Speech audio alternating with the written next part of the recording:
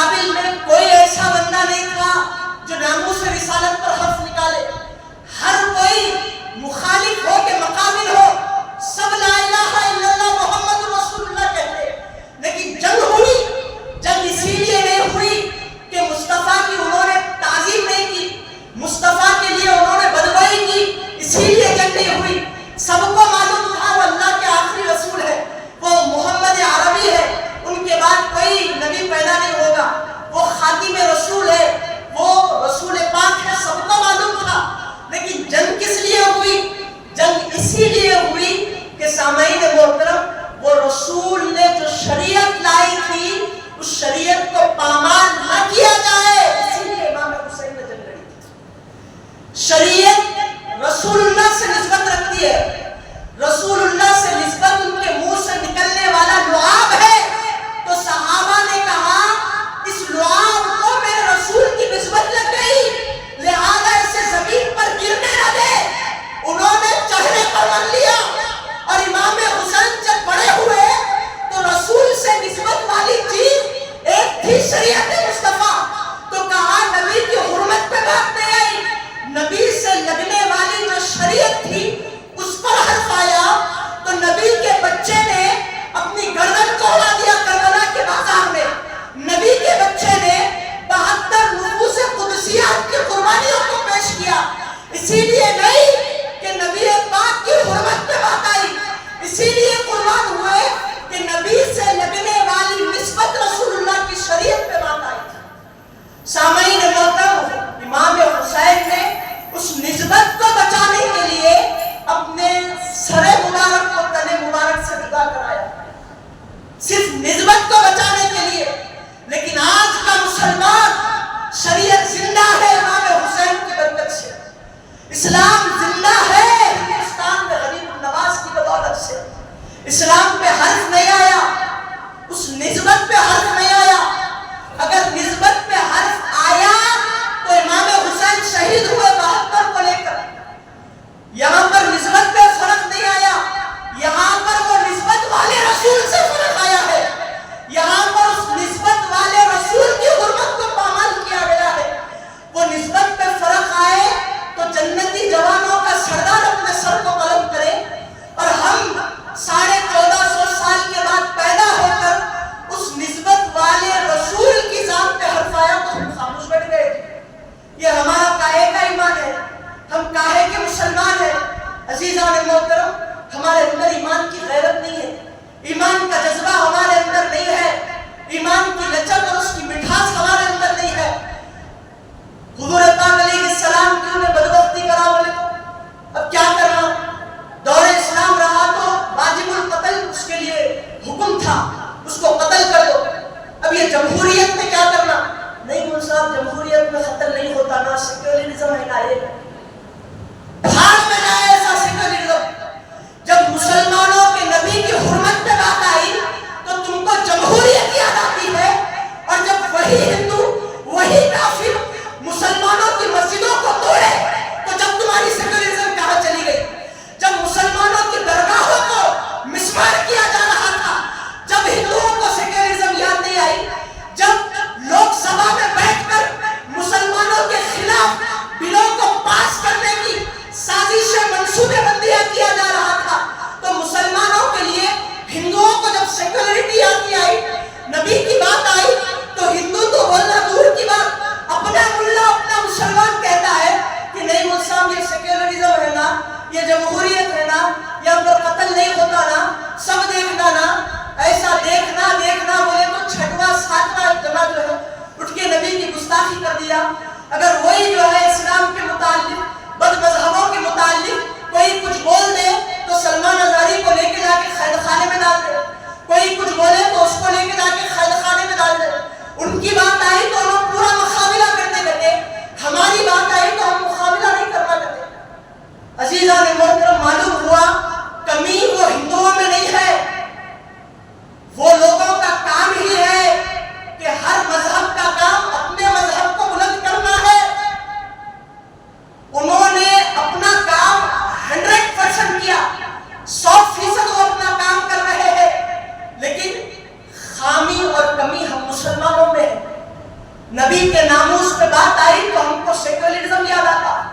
جب آپ کی مسجدوں کو مسمار کیا جا رہا تھا تو آپ کو سیکولرزم ان کو یاد نہیں آیا بھائی. ذرا سوچنے کی بات ہے نا. سیکولرزم کس کو بولتے؟ جمہوریت کس کو بولتے؟ 1000 مذہب بھی ہے ہندوستان میں تو ہر مذہب کو اپنے اپنے طریقے اور اصول پر جینے کا پورا حق ہے. ٹھیک ہے وہ صاحب، جینے کا پورا حق ہے. ایک زمانے سے جیتے آ رہے تھے. اب قریب کچھ سال پہلے کئی کچھ ہوشے اٹھے. تم اپنی بچی کے سینے سے دوپٹے کو اکھاڑ کر پھینک کے اس کو بازاروں میں چلاتے ہو اور یہ تمہارا سیکولرزم ہے، ہم مانتے. تم اپنی بچی کے اپنی ماں اور بہنوں کے جسم سے دوپٹے کو اٹھا کر چلا رہے ہو، وہ تمہارا مذہب ہے. اور ہم اپنے مذہب میں ہم اپنی بیگم کو، اپنی بیٹی کو، اپنی خواتین کو ان کے سینے پر دوپٹہ ڈال کر بازاروں میں بھیج رہے ہیں. تو تم کو ان کے دوپٹے پر حرف کیوں آئے؟ صحیح بول رہا ہوں نا. کیونکہ تم کو جو ہے سیکولرزم ہے سب ماننا. تو ہماری بچی جب پردے پر رہتی بول رہی تھی تو تم کو سیکولرزم کیوں یاد آیا؟ کیوں آزاد گھومنا ہوئی کہ کیوں چھوشے اٹھائے؟ تمہارے پاس طلاق کا کوئی جو ہے سسٹم نہیں تھا. ٹھیک ہے میں تمہارا مذہب، ہم شکایت نہیں کرے.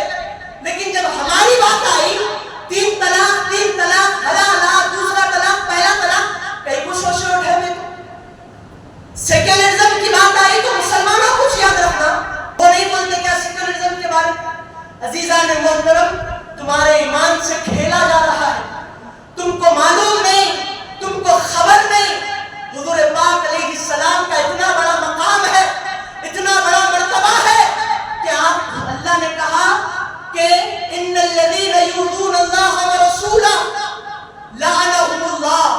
بے شک وہ لوگ جو اللہ اور اس کے رسول کو تکلیف دیتے ہیں، لعنہم اللہ، تو ان پر اللہ کی لعنت ہے. بولا اللہ وَأَعَدَّ لَهُمْ عَذَابًا مُهِينًا. اور جب یہ مر جائیں گے نا تو ان کے لیے دردناک عذاب اللہ تیار کر کے رکھا. لوگوں تمہارے پاس نماز ہے، فخر نہ کرو. نماز ہے لیکن شفاعت کی ضمانت نہیں دے سکتی تمہاری نماز. تمہارے پاس روزہ ہے مگر وہ روزہ تمہارے شفاعت کی ضمانت نہیں دے سکتا. تمہارے پاس زکات ہے سال کے آنے کے بعد لیکن تم گارنٹی نہیں دے سکتے کہ وہ زکات میرے کو قیامت کے دن بچا لیتی.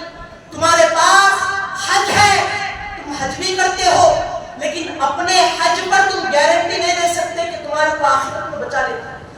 ہر عبادت پر کوئی گارنٹی نہیں دے سکتا کہ مرنے کے بعد وہ ہم کو بچا سکتا. لیکن خدا کی قسم تمام عبادتوں میں، تمام ذاتوں میں اگر ہمیں بچانے کی کوئی گارنٹی دیتا ہے تو وہ صرف حضور پاک علیہ السلام کی ذات ہے اور اس کے علاوہ کوئی ذات نہیں. اور اللہ نے کہا کہ اگر ذات مصطفیٰ پر حرف آ جائے تو میں سب کچھ تو دیکھ سکتا ہوں لیکن حبیطت اعمالہم، مصطفیٰ پر حرف آ گیا تو پہاڑوں کی نیکیاں بھی ہو برباد کر دوں گا. لا ترفعوا اصواتکم فوق صوت النبی.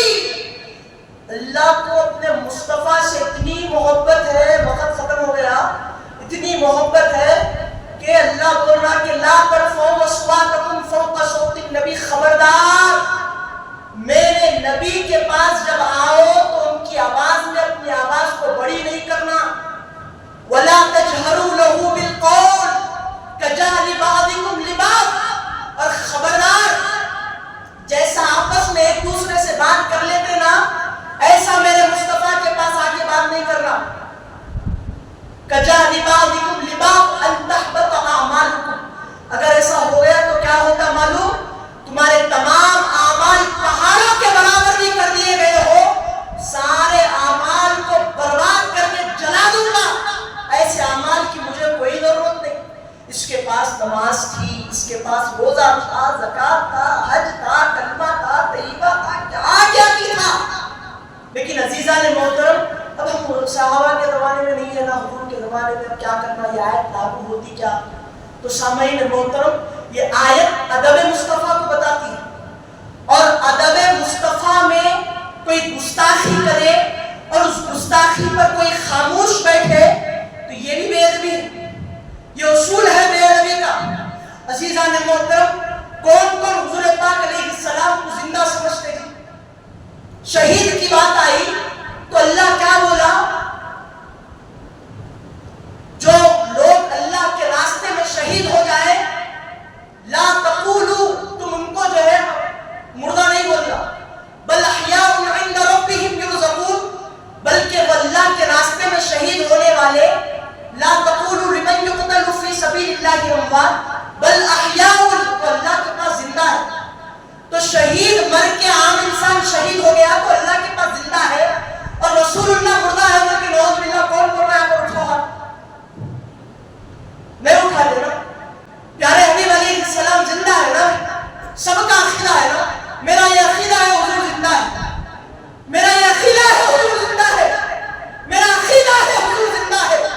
और वो इमाम अहमद रज़ा साहब की बात मैं बोलता हूँ, तू जिंदा है वल्लाह, तू जिंदा है वल्लाह, तू जिंदा है वल्लाह, मेरी जिस्म आलम से छुट जाने वाले अल्लाह के रसूल जिंदा है, मगर मेरी आंखें गुनाहगार है, मैं आपकी तरफ मुशाहिदा नहीं कर सकता।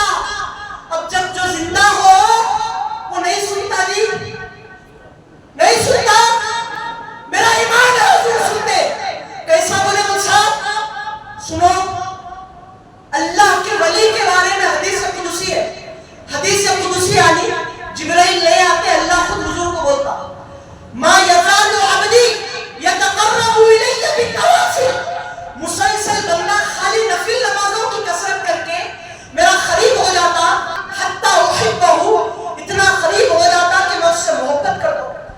ये हदीस सुन के पूरे नारा लगाना नामूस रिसालत पे, पूरे हुजूर की जो है नामूस पे नारा लगाना कि अज़ीज़ान मोहतरम, क्या बोला अल्लाह अपने वली के बारे में? जब उससे मैं मोहब्बत करता हूँ, कुन्तु समाअहु अल्लज़ी यस्मअु बिही, उससे मोहब्बत करता हूँ तो उस वली के कान बन जाता हूँ जिनसे वो सुनता है। मेरा ईमान है कि अगर मैं किसी कोने से पुकारूं तो मेरा रब उस बात को सुनता है, और मेरे रब ने कहा कि अगर कोई बंदा नफिल से मेरे करीब हो जाए तो उसके कान बन जाता हूँ जिससे वो सुनता है। तो वो वली को पुकारूं तो उसके कान अल्लाह के कान बन गए, वो वली मेरे कलाम को सुनता। तो नबी की उम्मत में पैदा होने वाला एक वली दूर से भी एक बंदे की फरियाद को सुने तो उस वली के आका की ये ताकत नहीं कि वो हमारे कलाम को सुन सके। नारे तकबीर, नारे तकबीर, नारे रिसालत, नारे रिसालत। सामईन मोहतरम, एक वली की शान ये है, वो भी अल्लाह बोल रहा जी कि उसके कान बन जाते हो जिससे वो सुनता है। तो फिर ये वली को मैं पुकारा, इसलिए नहीं पुकारा कि तेरे को अपना इख्तियार है, इसीलिए पुकारा कि अल्लाह तेरे को इख्तियार दिया तो है। अब ये वली गुलाम है मेरे आका का, कलिमा पढ़ता है मेरे आका का। अब मैं बोल दिया हुजूर जिंदा है, तो सामईन मोहतरम, जब हुजूर जिंदा है तो फिर ये दूसरी बात भी सुन लो, व बसरहु अल्लज़ी युबसिरु बिहा, मैं उस नेक बंदे की आंखें बन जाता हूँ जिन आंखों से मेरा बंदा देखता है। अब मेरा ईमान है हुजूर जिंदा है, क्योंकि वली के आका का नाम मोहम्मद अरबी है। अब हुजूर जिंदा है और हम जिंदगी गुजार रहे हैं, हुजूर मरकज में जिंदा है, हम जिंदगी गुजार रहे हैं। जिंदगी गुजारते गुजारते जब नामूस रिसालत पर बात आ जाए, कोई नामूस रिसालत पर हर्फ करे, तो हुजूर देख रहे हैं कि किसने मेरी नामूस पे हर्फ उठाया, तो हुजूर ये भी देख रहे हैं। और कौन है जो मेरी नामूस की हिफाजत करता है? एक मुखालफत करने वाला होता है, दूसरी मुवाफकत करने वाला होता है, तीसरी उसकी हिफाजत करने वाला होता है। हुजूर जब देखेंगे कि हुजूर पूछेंगे कि अल्लाह क़यामत के दिन हुजूर पूछेंगे कि एक वक्त में मेरी नामूस के साथ एक ने नहीं, दो ने नहीं, तीन ने नहीं, चार ने नहीं, पांच ने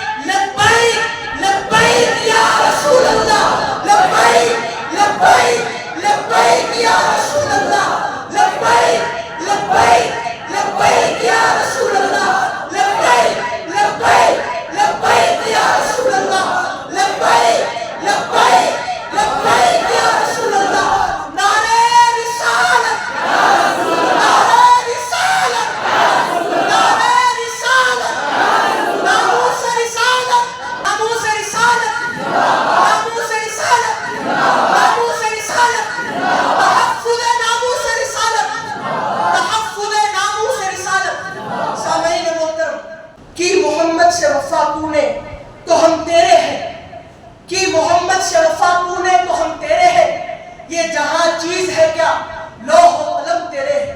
اے مسجد کی در و دیوار، یہ ممبر، یہ مصلی، تم گواہ رہ جاؤ، جن جن لوگوں نے ناموس رسالت پر نعرہ لگایا، اللہ ان کے نعروں کو قبول فرمائے۔ سامعین محترم، محمد کی محبت دین حق کی شرط اول ہے، محمد کی محبت دین حق کی شرط اول ہے، گر اس میں ہو خامی تو سب کچھ نامکمل ہے۔